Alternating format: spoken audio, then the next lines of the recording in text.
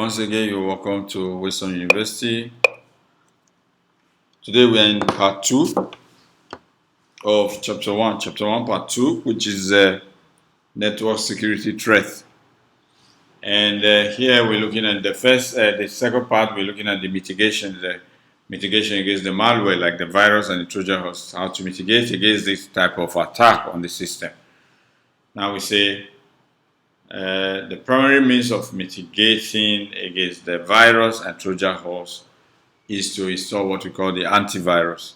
So if you look at the ways of mitigating against virus and Trojan horse, is to install what we call the antivirus. Okay, so antivirus software, they help to prevent hosts from getting infected and also from spreading malicious code, prevent you from getting infected from viruses and also from spreading malicious code.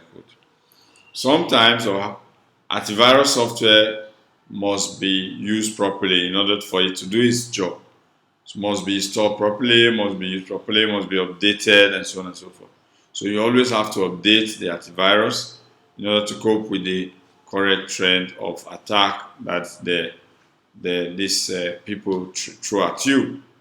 Okay, so mitigating an active worm. Now this is for worm. Remember the first one we say for Trojan horse as a virus, we use antivirus.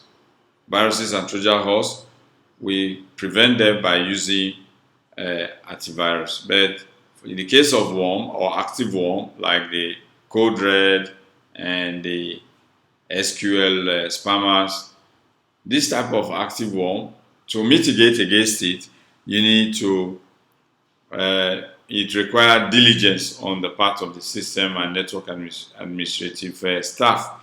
It requires a due diligence on your part, okay, as a network administrator. There are 4-phase process to mitigate an active worm attack.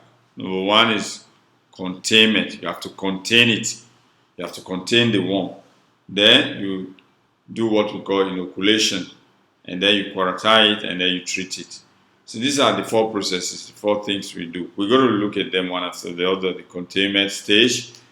The first phase is the containment phase. Now, how do you contain a worm from spreading? You limit the spread of the worm infections to areas of the network that are already affected. You make sure it does not spread further. You limit it wherever area of your system or network that has been affected. You try to limit it. You try to make sure it doesn't spread more than that. You contain it. Then after the limitation, then you compartmentalize it and segment the network to slow down or to stop the worm to prevent the infections from being spread to other parts of the system.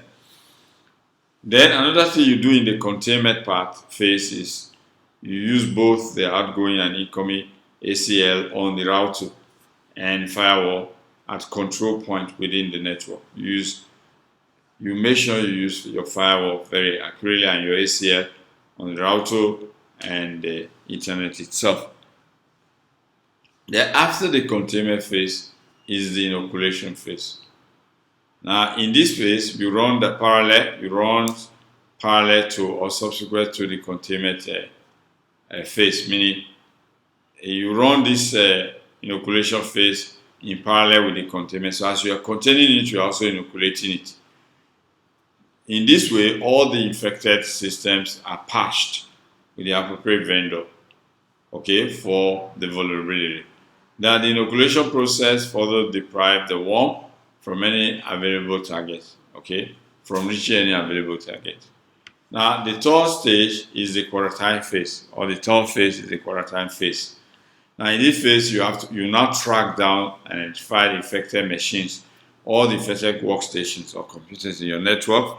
You track them down within the contained area and disconnect. You disconnect them, you block them, you remove them. You disconnect them because if you leave them on the network, the worm will spread. The worm will spread to other computers that have not been infected. So you track them down and you disconnect them from the entire network. And then another thing is that this will help to isolate the system completely, and then it's ready for the treatment phase after you isolate or you track down or you disconnect. Then the last phase is the treatment phase. You actively affected systems are disaffected of the worm. You disinfect them. Now how? You terminate the worm process, remove the modified files or system settings that the worm introduced to your system and the patch, and then you patch the vulnerability the worm used to exploit the system. So the loopholes, in this case when we say you patch the vulnerability, you block the loopholes in ordinary words, in layman words. Okay, we say you block the loopholes. That's what we mean by patch the vulnerability that the worm used to exploit your entire system network. So now, but if the case is very serious, just beyond the ordinary concept, you completely reinstall the system to ensure that the worm and its byproducts are all removed. Okay, now let's go to how you mitigate, or an example in mitigating the SQL slammer. We mentioned that the SQL slammer is a worm, it's a typical serious worm on the system that corrupts our system. And this SQL slammer worm, they use on UDP port 1434. Okay, now this port should normally be blocked by the firewalls, okay, so that it will not spread.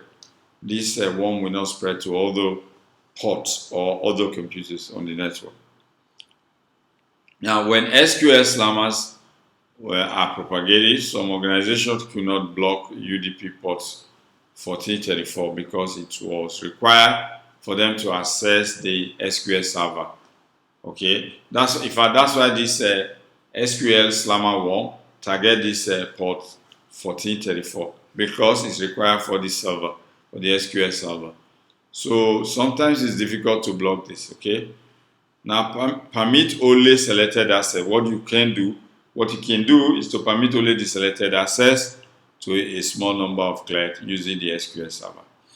Okay, now let's go to another section of this chapter. So we looked at the mitigation part, how you mitigate against the virus, the Trojan horse, and the worm. Now, this another subsection in this chapter is the reconnaissance attack. Okay. Now, if you remember, we mentioned 4 types of attacks. Okay, on our system, we say the malicious code. The malicious code includes the viruses, the worms, and the Trojan horse. The second one was the reconnaissance attack. The third one is the access attack, and the fourth one is denial of service. So in this one, we're going to focus on the reconnaissance attack. Now, reconnaissance is also known as the information gathering. Okay, like gathering of information. It's known as information gathering, and is the unauthorized discovery and mapping of systems, services, or vulnerability.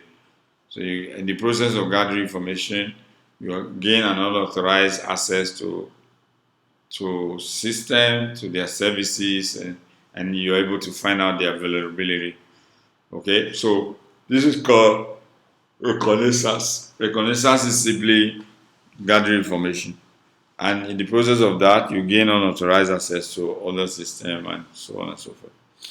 In most cases, precedes an access or the denial of service. Okay, always precedes the denial of service attack. Now, reconnaissance attack can consist of the following. Let's take a look at them. The type of attack in this that we call the reconnaissance attack. The first one is the internet information queries. The second one is the ping swings. These are the latest attacks that as the attack get evolved, we got to this level. So we have what we call the internet information query, the ping swings, the port scan, and the packet sniffers. So these are the type of attacks that are put under the classes of reconnaissance attack. Is that okay? Internet information query, the ping swings, the port scan, the packet sniffers. Now let's move on quickly. Let's look at the first one, which is internet information queries. Under here, the domain name servers queries can reveal information such as who owns a particular domain and what addresses have been assigned to that particular domain. So here we use the tools such as the whois, ns lookup, and so on and so forth. Now let's take a look at the ping swing and port scan. A ping swing, or what you normally call the Internet Control Message Protocol swing, scans to determine which range of IP addresses map to leaf host. Okay, which range of IP addresses you map to a live host Okay, so we say a ping swing, or what we call ICMP, which is the Internet Control Message Protocol sweep.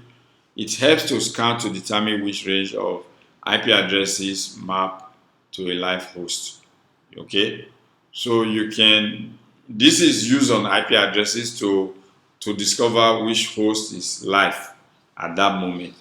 Okay, using what we call ICMP sweep protocol. So a port scan consists of a port scan. The first one is the ping sweep, or the ICMP sweep. The second one is the port scan, which consists of sending a message to each port, one port at a time. Like, that's why we call it a port scan. It's scanning all the ports to find weakness, to find vulnerability, and to find area where attack can be launched on. Now, response received indicates whether the port is used and can therefore be probed for weakness. So you see, the attackers scan your ports one at a time, and this method is called port scan.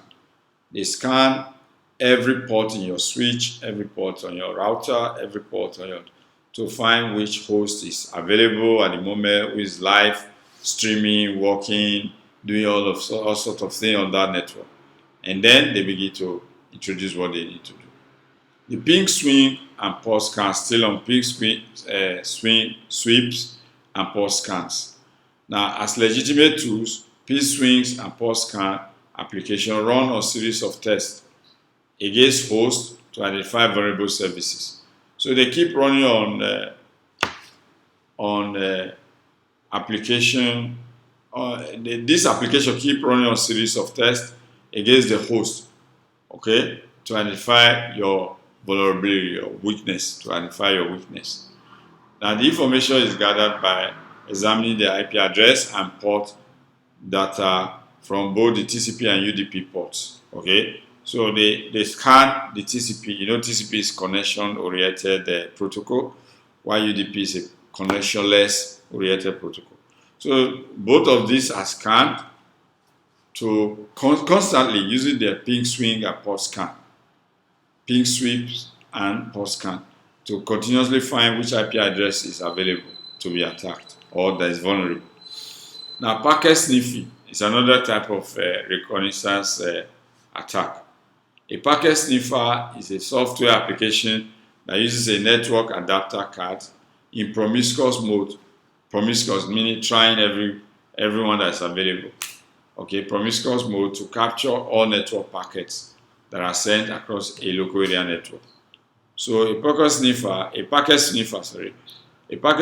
can only work in the same collision domain as the network that is being attacked.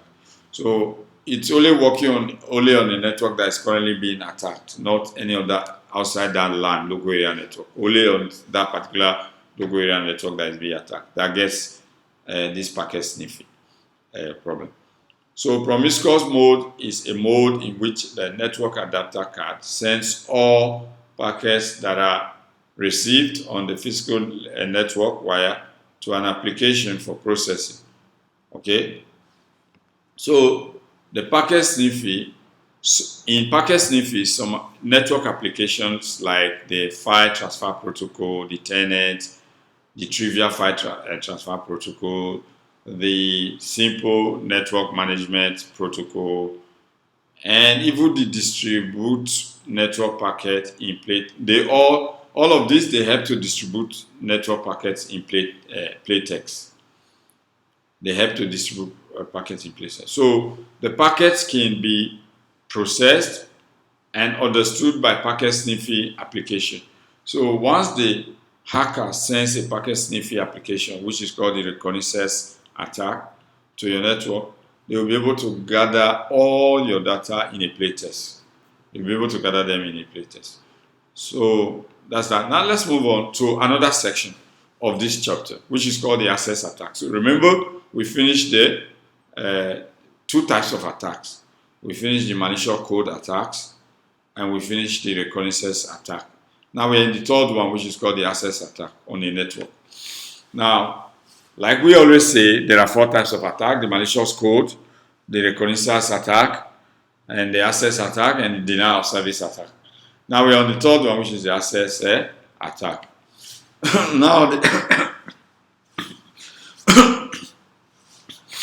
Now on the access attack, they exploit known vulnerability. Any vulnerability on your network, they make use of it. They take advantage of any vulnerability or any patch that they found on your network in the area of authentication services, in the area of file transfer protocol services and web services, to gain entry to your web accounts. They gain entry to your web account, your databases, or any confidential databases that you don't want to share, and any other sensitive information or personally identifiable information.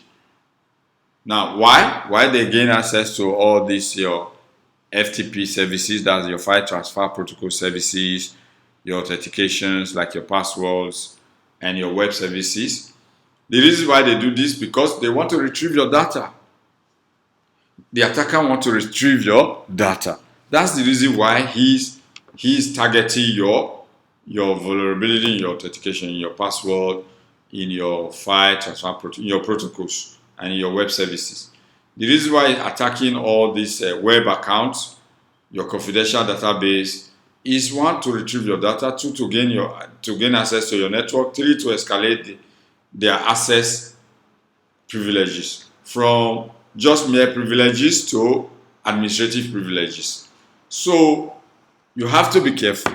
You have to be careful on this, because access attack is to retrieve your data, to retrieve your files, to retrieve whatever you have, and begin to take over your entire network, and even deny you of it later on. When we're going to talk about that denial of service attack later on. Now, access attacks can be performed in a number of ways, different ways. One, they can attack by trying to hack your password, which is called the password attack, number one. Number two, trust exploitation. Okay, a system, a computer, a host is trusted by a computer, then the host will be compromised. The host that trusts the computer will be compromised, and then they will gain access to the host that they are targeting, like the demilitarized domain. They will gain access to it, and then that we have access to. So trust exploitation is also an attack or a type of access attack. Port redirection, redirecting your whatever is in this port to another port, is another way they use in access attack. Man in the middle attack is also a method they use in access attack, and the buffer overflow attack method is also an access attack that they use. Now let's take a look at the first one, which is password attack. How hackers, they implement password attack using the following. They use one method of attacking your password. Number one method they use in attacking your password is the brute force attack. If it doesn't work, they use the Trojan horse program.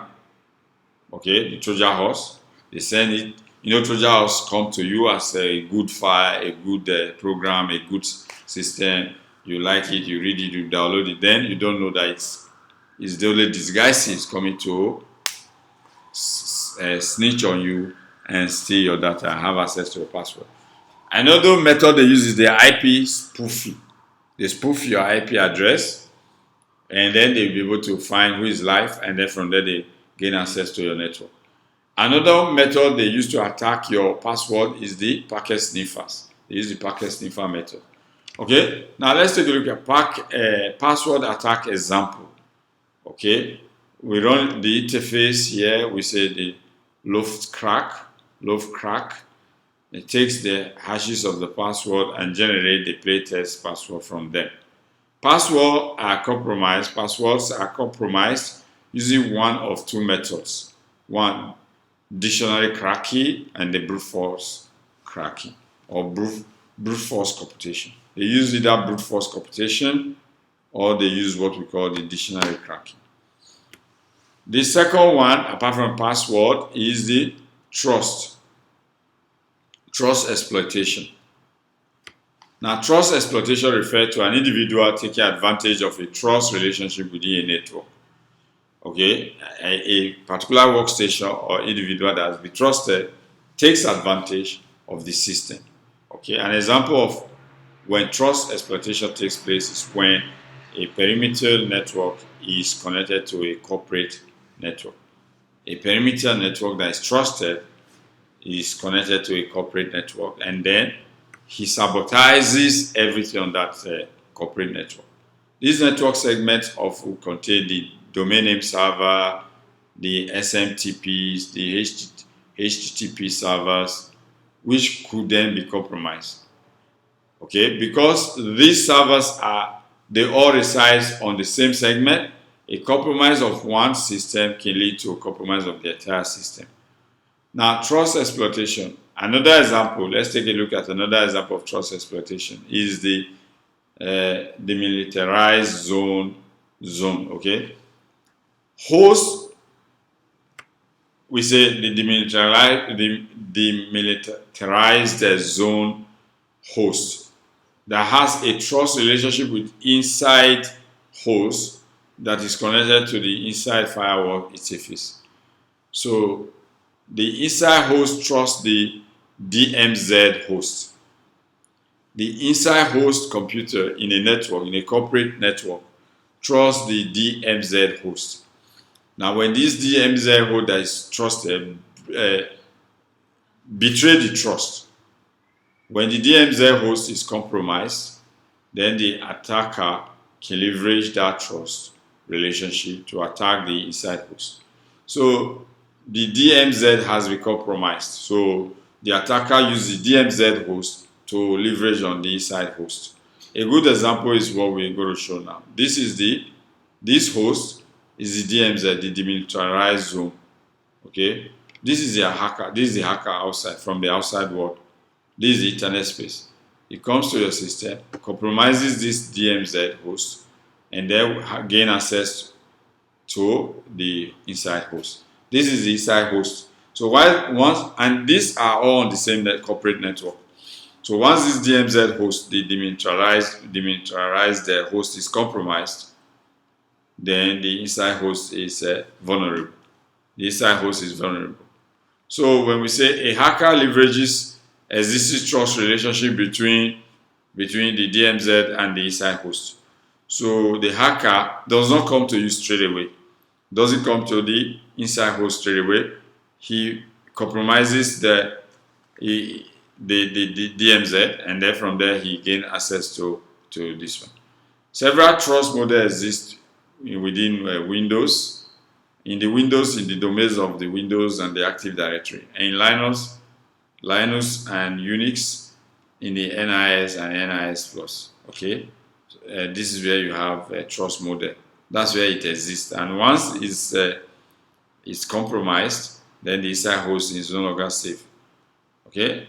Now the third one is port redirection. The fourth one, password attack, trust exploitation, port redirection is the third one. A port redirection attack is a type of trust exploitation attack that uses a compromised host to pass traffic through a firewall that would otherwise have been dropped.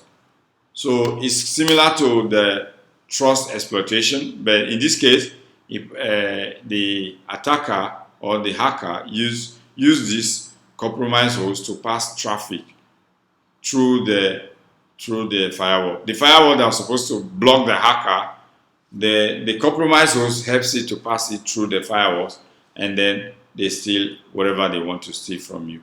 So this is the example of port redirection. Okay, this is the hacker or the attacker. Okay, the hacker or the attacker passes, this is the compromised host, and then this, once you gain access to this compromised host, then this compromised host, here we have the firewalls. This compromised host will help to pass this through the firewalls to the host, to the inside host, Normally, with this firewall, this inside host is not supposed to be being easily compromised or hacked. But because this compromised host, the hacker has gained access to this compromised host, then it's easy for it to help to propagate the dirty deal through these firewalls to the host. And then the host suffer whatever attack that has been brought on. The fourth one is man-in-the-middle attack, right? Remember, the first one was the password attack. Then we had the trust exploitation, port redirection, man-in-the-middle, which is the fourth one. The fifth one is buffer overflow. Now let's look at the fourth one, which is man-in-the-middle attack. In man-in-the-middle attack, man-in-the-middle attack have these purposes: theft of information, number one. Number two, hijacking of an outgoing section to gain access to your internal network and their resources. Number three is to traffic analysis, to obtain, so that you can obtain information about your network and the type of user, and then eventually commit what we call the denial of service, DOS, on your network. We will not stop there, also to corrupt your entire transmitted data. And it doesn't stop there. Man-in-the-middle attack doesn't stop in your corruption of your transmitted data. It also introduces a new information into your network system so that you continue to have access to your system. Okay? An example of man-in-the-middle attack is when someone working for your internet service provider gain access to all network packets that transfer between your network and any other network. So when someone that's supposed working in your internet service provider gain access to your data packet, all your data packets that goes from your network or any other network, then if the person has a dubious intention, you'll be able to attack you very viciously. So now we are on another section which is called the denial of service attack.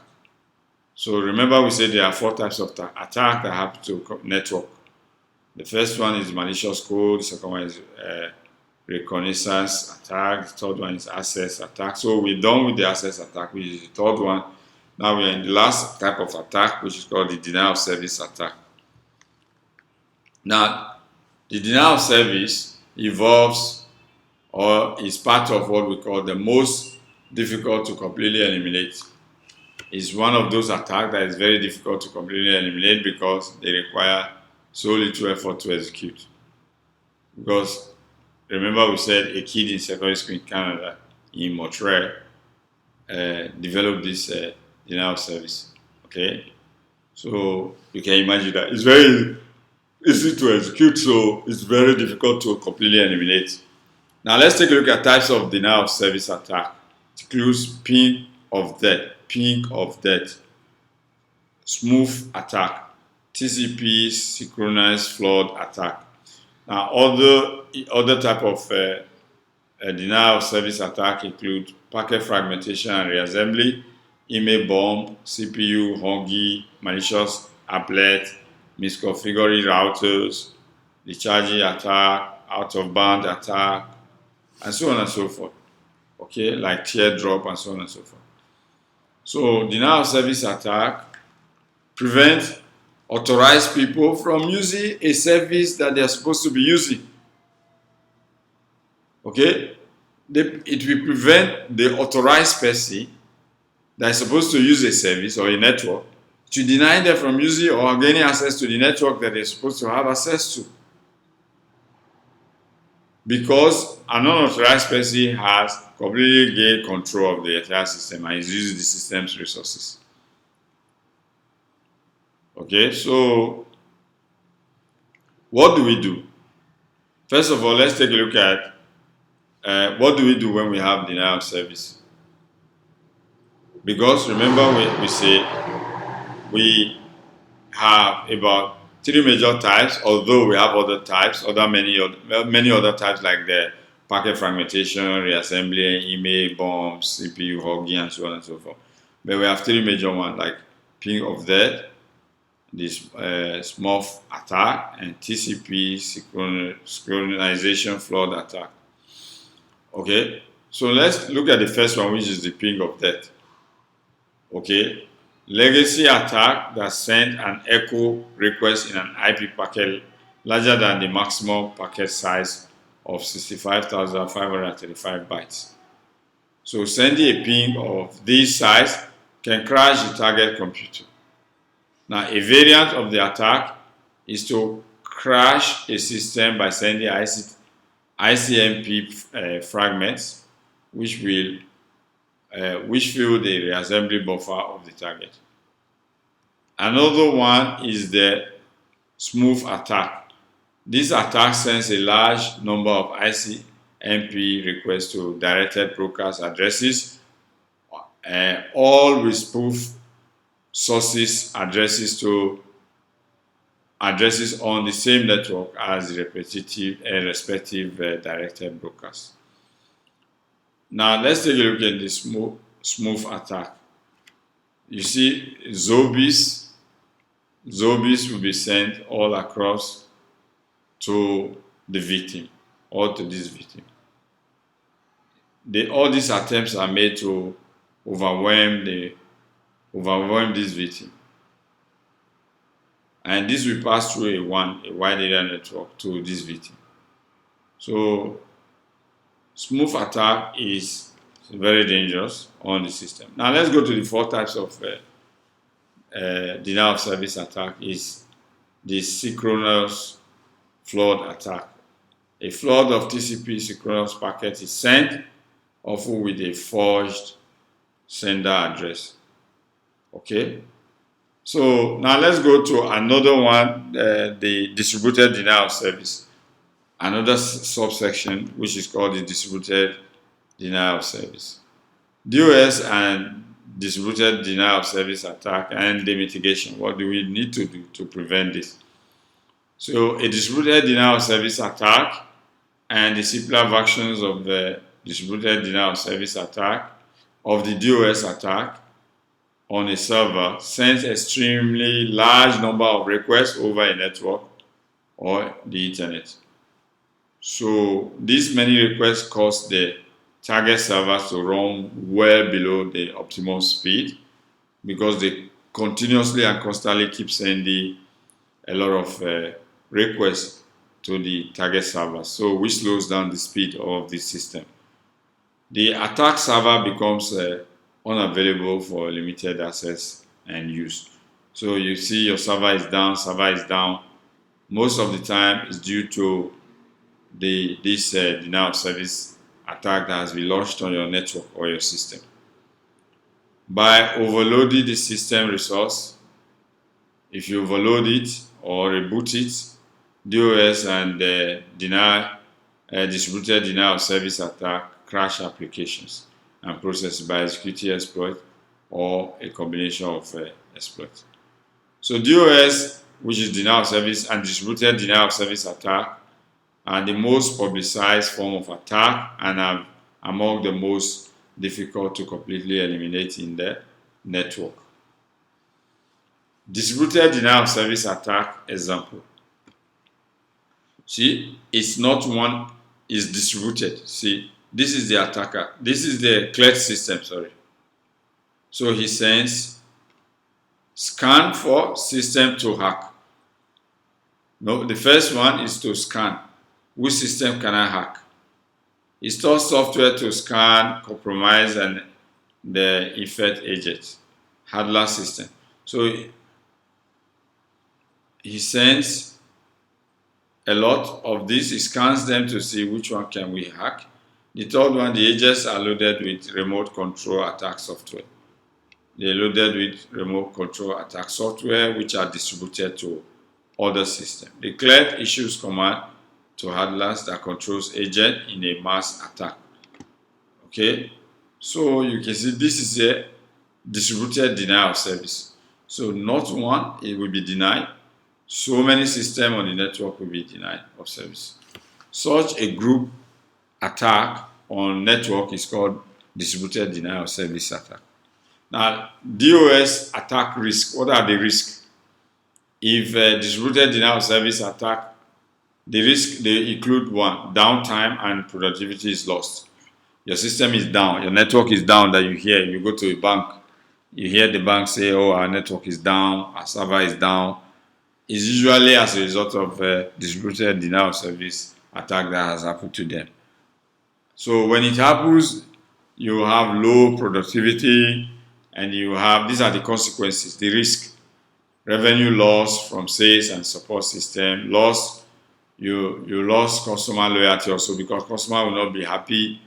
Theft of information can happen to you, extortion can happen to you, stock price manipulation can happen to you because they've attacked you. Malicious competition also can happen.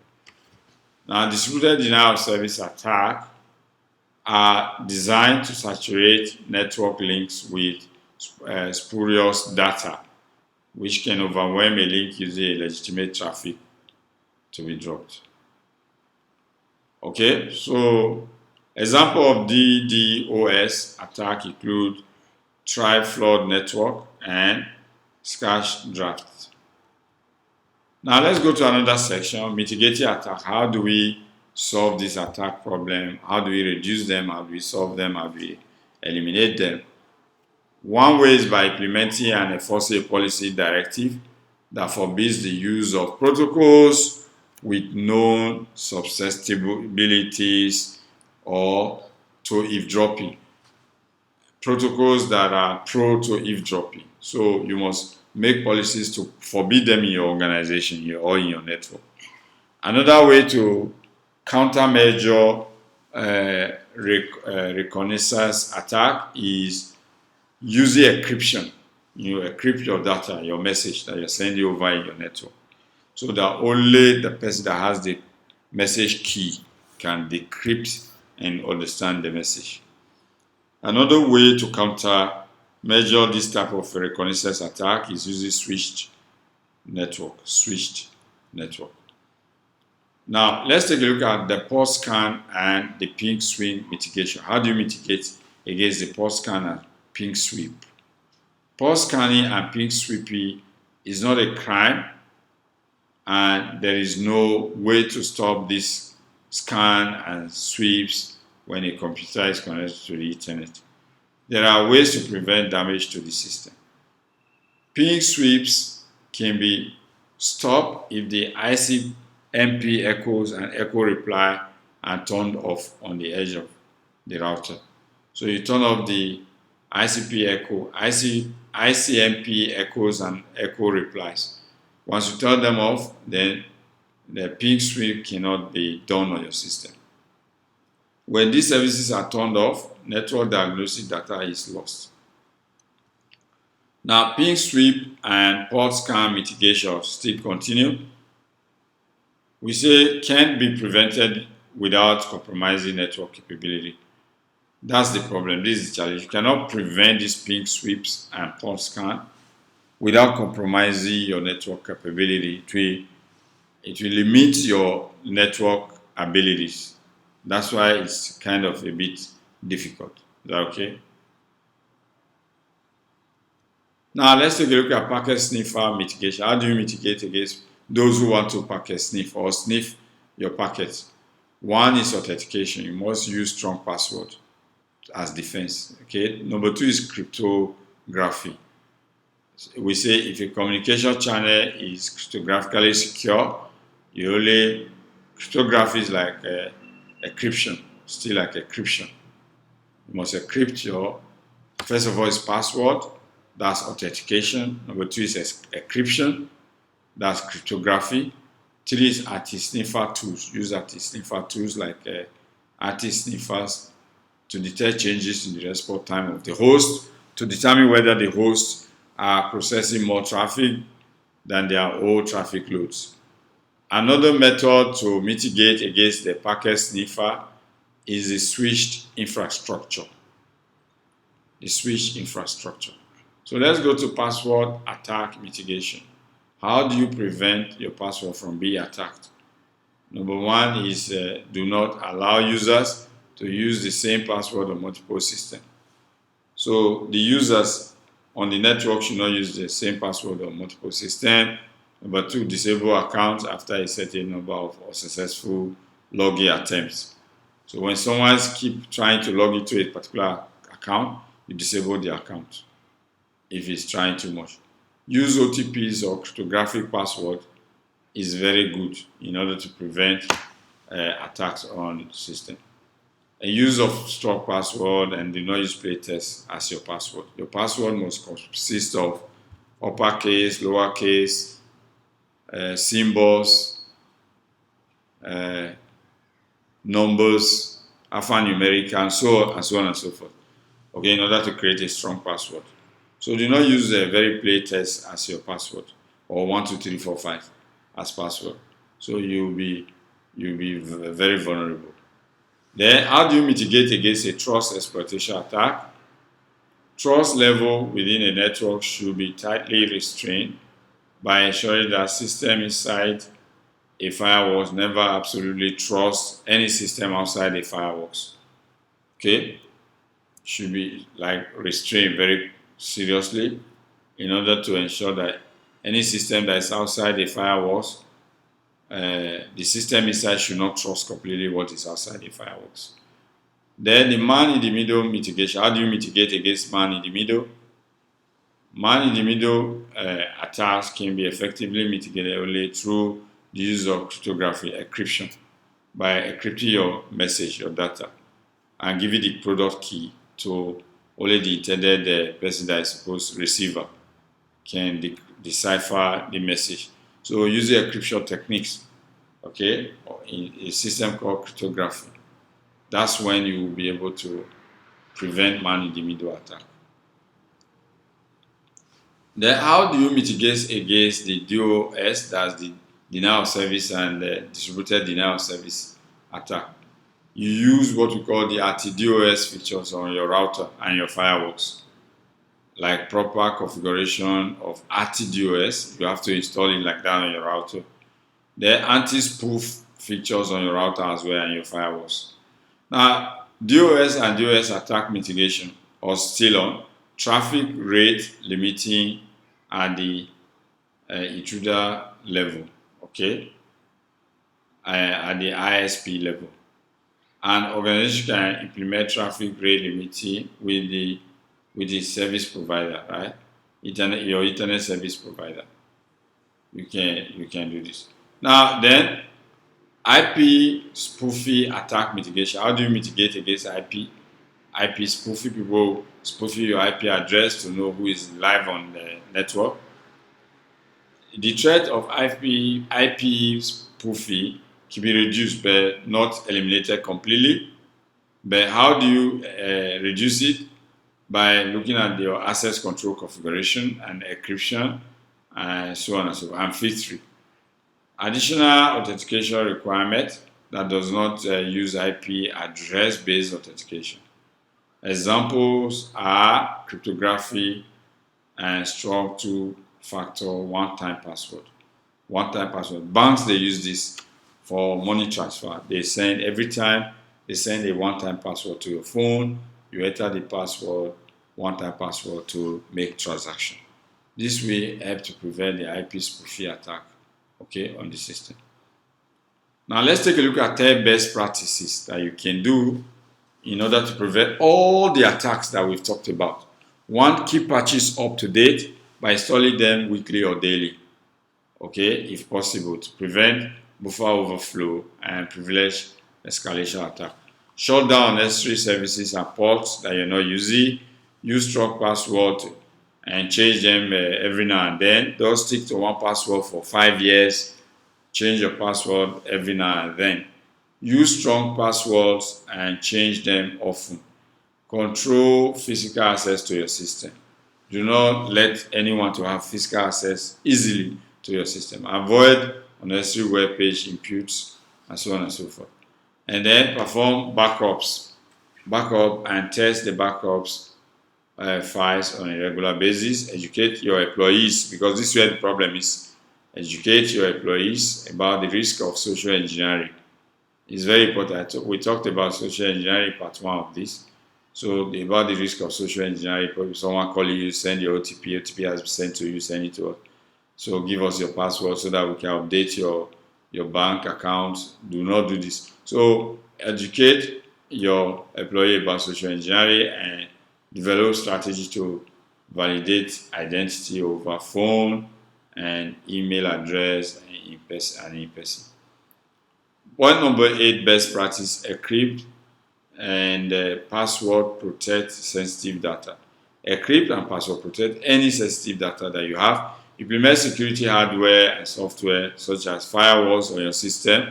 Then develop a security policy for the company. Now let's go to thinking like a hacker. You have to think like a hacker in order to be able to prevent to block the hackers. So hacking a network, the goal of any hacker is to compromise the intended target, right? And so what you do, hackers begin with little or no information about the intended target. Their approach is always careful and methodical. They never rushed, they never reckless, and they use the 7-step approach. And we're going to look at the 7-step approach. First, they perform footprint analysis, that's reconnaissance. Then step 2 is they use what we call the detailed information. They begin to find your information. Step 3, they manipulate users to gain access. They manipulate different users to gain access to your network. 4, they escalate privileges. Once they gain access, they escalate their privileges to administrative privileges.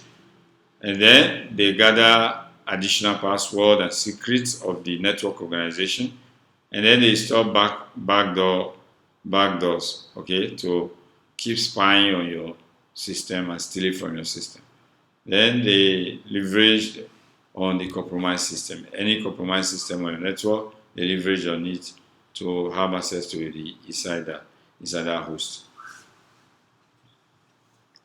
Okay, we said the step 1 is the footprint analysis, the reconnaissance. Okay, so how do you defeat the footprint? Here in the footprint, they use what we call, they gain knowledge of acquisition using web pages, phone books, company brochures, subsidiaries, and so on. They use commands to develop more detailed footprint. They use the NS lookup. Okay.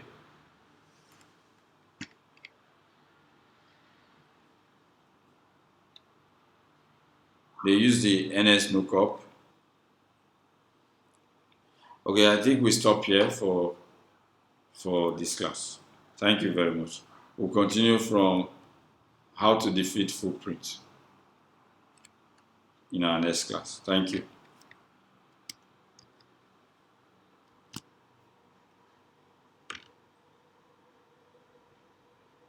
Okay, I think we can actually go on.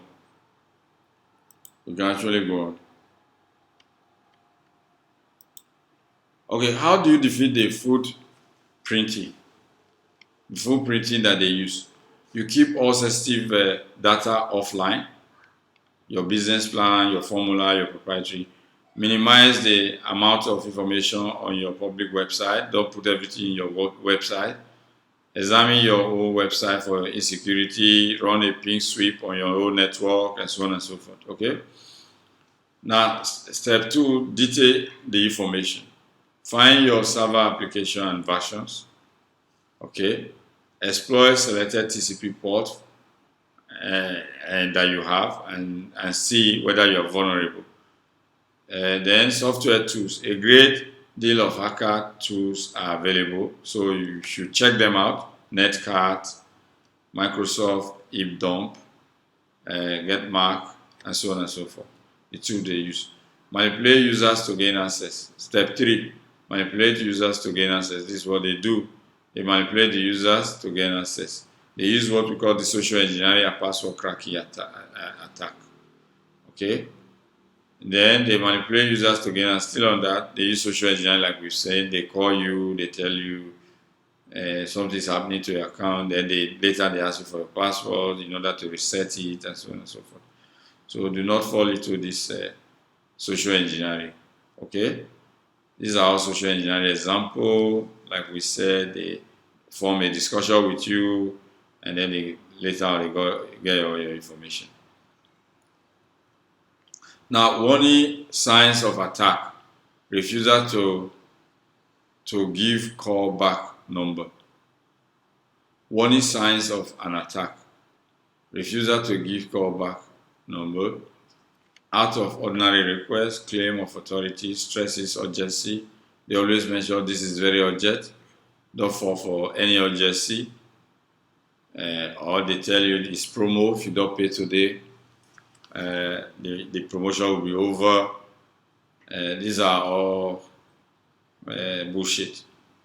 Threatening negative consequences on the non-compliance, shows discomfort when questioned, name dropping, and so on. Then compliment of or flattery, flirting, and so on. They flirt with you, and so on and so forth. So password cracking. Hackers use many tools and techniques to crack password. One, they use the word list, they use brute force, they use hybrid, and the yellow post-it stock. Okay. Password cracking attacks any application or service that accepts user authentication. Okay, such as LED BIOS over TCP, direct host, file transfer protocol TCP/21, Telnet TCP/23, SNMP UDP 161, so on and so forth. Now, escalate privileges. Once the attacker gain access to your network, they will escalate their privileges even to administrative level, so that they can gain full control of your network. They gather password and your secret. Step 5. Hackers target the local security account manager database and then the Active Directory of a domain controller. Hackers can use legitimate tools including the PWDump and ISADump applications. Hackers gain administrative access to all computers by cross-referencing username and password combination. So the next step 6 is they install backdoor and port redirectors so that they can be stealing your information to their system. Step 7 is leverage on the compromised system. And then through the backdoor, and then they use the port redirectors to take everything from you, and they throw Trojans to you, and then they take everything from you, and then they send to their own system. Now, best practices to defeat hackers. How do you defeat hackers? Keep patches up to date, shut down unnecessary service support. I think we mentioned all of this. Now, let's move on to Cisco Foundation Protection. Cisco Network Foundation Protection is logically divides routers and switches into 3 functional areas: control plane, management plane, and data plane. Okay, control plane, management plane, and data plane. The control plane responsible for routing data correctly. The management plane is responsible for managing the network elements. The data plane is for forwarding, responsible for forwarding the data. Okay. Now, securing the control plane. Cisco AutoSecure provides a one-step lockdown for the control, management, and data plane. Routing protocols authentication prevents the router from accepting frequent routing updates. Then, control plane policing. It helps to prevent any unnecessary traffic from overwhelming route processors. Okay, now let's take a look at securing the management plane. How to secure the management plane? One, by implementing a login and password policy to restrict device accessibility. Present legal notification developed by legal counsel of corporation. And so on and so forth. Ensure confidentiality of data by using management protocol with strong authentication. Use role-based access control. Restrict the actions and views that are permitted by any particular user or group. Enable management access reported to log and account for access. So these are the various ways of securing the management plane. Now, how do you secure the data plane? To secure the data plane, you have to use the ACL to perform packet filtering. You have to filter the packets. One, by you block any unwanted traffic. You reduce the change of DOS. You classify traffic to protect the management and control plane. You provide bandwidth control. You mitigate spoofing attack. Okay. Now, the second thing in securing your data plane is to implement the layer 2 security. How do you implement the layer 2 security? By using what we call the port security, DHCP, snooping, dynamic address resolution protocol inspection, so which is DAI, dynamic. This ARP is address resolution protocol, so DAI. And then also another way is IP source guard. Okay, so with this we've come to the end of this section. Thank you for joining our today's class.